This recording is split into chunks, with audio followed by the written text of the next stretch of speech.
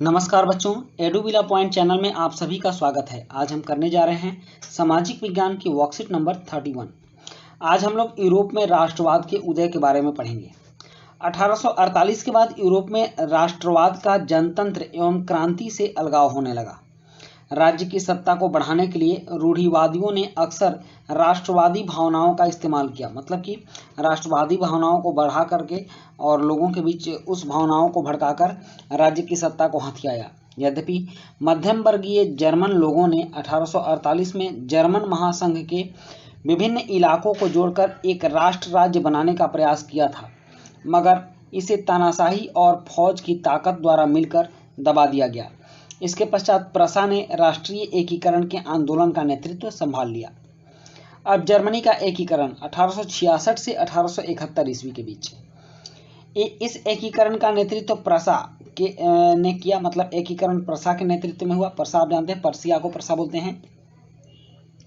प्रसा के प्रमुख मंत्री ऑटो वन बिस्मार्क ने राष्ट्र निर्माण में मुख्य भूमिका अदा की। 7 वर्ष के दौरान ऑस्ट्रिया, डेनमार्क और फ्रांस से 3 युद्धों में प्रसा को जीत हुई और एकीकरण की प्रक्रिया पूरी हुई। 1871 में केसर विलियम प्रथम को नए साम्राज्य का राजा घोषित किया गया और जर्मनी के एकीकरण ने यूरोप में पर्सिया को महाशक्ति के रूप में स्थापित किया। नए जर्मन राज्य में मुद्रा, बैंकिंग एवं न्यायिक व्यवस्थाओं के आधुनिकीकरण पर जोर दिया गया।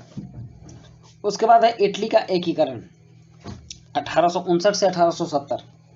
इटली 7 राज्यों में बटा हुआ था और 1830 के दशक में ज्यूसेप्पे मैज़्ज़िनी ने, जिसको कहीं कहीं मैज़्ज़िनी भी बोला जाता है, इटली के एकीकरण के लिए कार्यक्रम प्रस्तुत किया। 1830 एवं 1848 के क्रांतिकारी विद्रोह असफल हुए और 1859 में फ्रांस से सार्डिनिया पीडमांड ने एक चतुर कूटनीतिक संधि की, जिसके माध्यम से उसने ऑस्ट्रियाई बलों को हटा दिया। 1861 में इमैनुअल द्वितीय को एकीकृत इटली का राजा घोषित किया गया। नेक्स्ट है काउंट कैमिलो दे काबूर। देखिए, यह इसकी तस्वीर है और इसके बारे में हमें जानना है कि वह सार्डिनिया पीडमांड का प्रमुख मंत्री था। उसने इटली के प्रदेशों को एकीकृत करने वाले आंदोलन का नेतृत्व किया। हालांकि वह स्वयं न तो क्रांतिकारी था और न ही जनतंत्र में विश्वास रखने वाला। फ्रांस के साथ की गई चतुर संधि के पीछे काबूर का हाथ था, जिसके कारण ऑस्ट्रिया को हराया जा सका और इटली का एकीकरण संभव हो सका। अब है ज्यूसेप्पे गैरिबाल्डी। वह नियमित सेना का हिस्सा नहीं था। उसने इटली के एकीकरण के लिए सशस्त्र स्वयंसेवकों का नेतृत्व किया। 1860 में दक्षिण इटली और 2 सिसिलियों के राज्य में प्रवेश कर गए और स्पेनी शासकों को हटाने के लिए स्थानीय किसानों का समर्थन पाने में सफल रहे। उसने दक्षिणी इटली एवं सिसिली का राजा इमैनुअल द्वितीय को सौंप दिया और इस प्रकार इटली का एकीकरण संभव हो सका।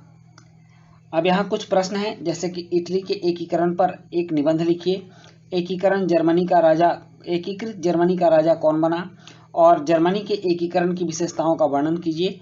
आपको ऐसा क्यों लगता है कि 1848 के बाद यूरोप में राष्ट्रवाद लोकतंत्र एवं राष्ट्रवाद से अपने जुड़ाव से दूर होता चला गया? तो चलिए अब इन प्रश्नों के उत्तर करते हैं। अब प्रश्न 1 है कि इटली के एकीकरण पर निबंध लिखिए। तो इसमें हम जानेंगे कि इटली का एकीकरण कैसे हुआ था, उसके बारे में कुछ बातें हमें लिखनी है। तो सबसे पहले इटली आरंभ में 7 टुकड़ों में बटा हुआ था और इटली के एकीकरण का पहला प्रयास मैज़्ज़िनी ने किया, जो असफल रहा। उसके बाद है कि इटली का एकीकरण एक लंबी और जटिल प्रक्रिया थी। इटली के एकीकरण में पीडमाउंट, यहाँ पीड नहीं होगा, पीडमाउंट सार्डिनिया के प्रधानमंत्री काबूर की मुख्य भूमिका रही और 1861 में इटली का एकीकरण पूरा हुआ और विक्टर इमैनुअल को इटली का सम्राट घोषित किया गया। इसके बाद है प्रश्न 2 कि एकीकृत जर्मनी का राजा कौन बना? तो इसका उत्तर है कि केसर विलियम प्रथम एकीकृत जर्मनी के सम्राट बने। और नेक्स्ट है प्रश्न 3 कि जर्मनी के एकीकरण की विशेषताओं को बताइए। तो इसका उत्तर है कि जर्मनी की एकीकरण लंबी और जटिल प्रक्रिया थी। जर्मनी के एकीकरण पर्सिया के प्रधानमंत्री ऑटो वन बिस्मार्क ने किया और जर्मनी के एकीकरण का पहला प्रयास 1848 में फ्रैंकफर्ट पार्लियामेंट में किया गया, जो असफल रहा। बिस्मार्क ने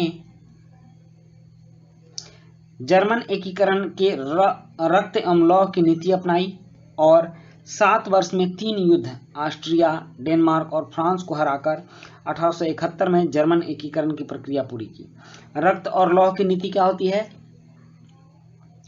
मतलब कि मार काट और हिंसा के द्वारा कोई भी काम करना।